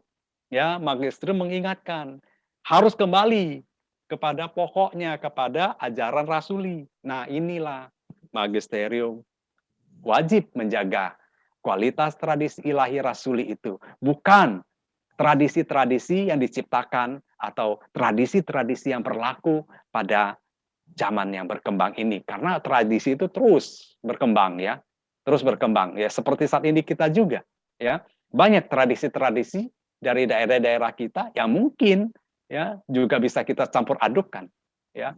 Nah, ini kalau tidak ada magister menjaganya, maka itu akan kacau nanti jadi bias ya, arahnya kemana nggak jelas gitu.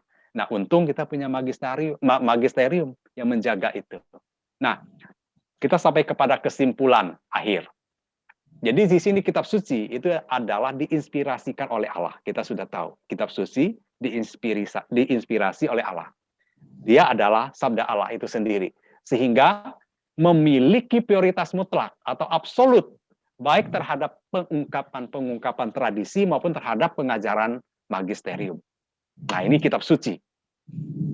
Tradisi yang kedua, mempunyai fungsi yang tak tergantikan, yaitu mengungkapkan seluruh isi kitab suci serta menerapkannya dalam gereja. Nah, ini tidak dapat digantikan, ya, fungsinya tak dapat tergantikan karena ini sudah dilakukan oleh para rasul dan diteruskan.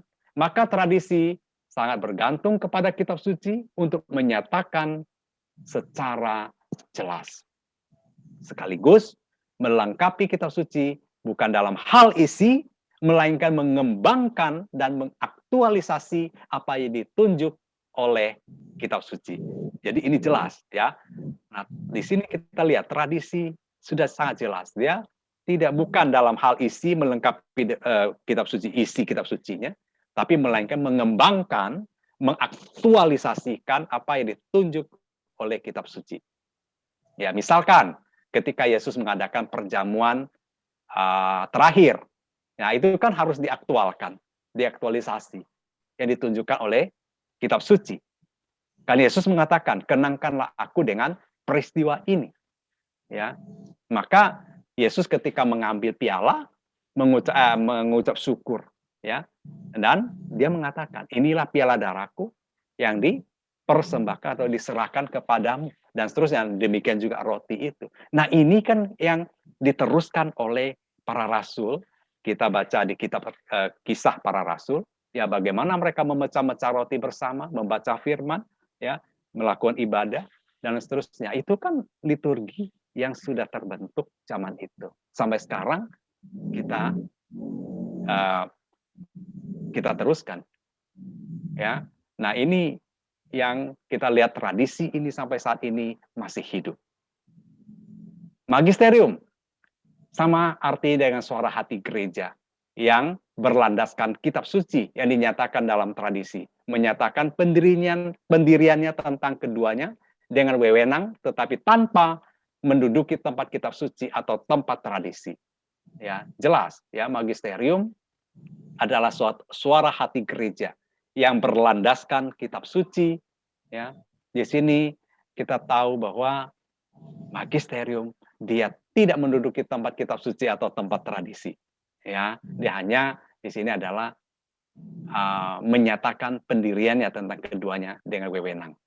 Oke, nah, koeksistensi pertemuan kitab suci, tradisi, dan magisterium itu terjadi dalam Roh Kudus, ya, yang menyatakan kehadirannya secara hidup, baik dalam kitab suci yang diinspirasikan dan tradisi yang dipimpinnya, maupun dalam magisterium yang senantiasa ditolongnya dalam kewajibannya menjaga, mengutarakan dengan setia wahyu yang diteruskan oleh kitab suci dan tradisi. Jadi, ketiga ini tidak bisa dipisahkan. Kitab suci, tradisi, dan magisterium di dalam gereja. Nah, sekian Bapak Ibu. Terima kasih penyampaian materi magisterium. Sampai di sini saja. Terima kasih, Tuhan memberkati kita semua. Saya kembalikan kepada